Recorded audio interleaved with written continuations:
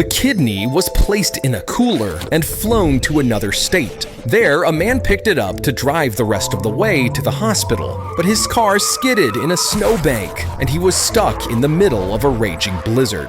Now, the kidney only had hours left to be transplanted, so he called 911 and an officer began to dig him out with a shovel.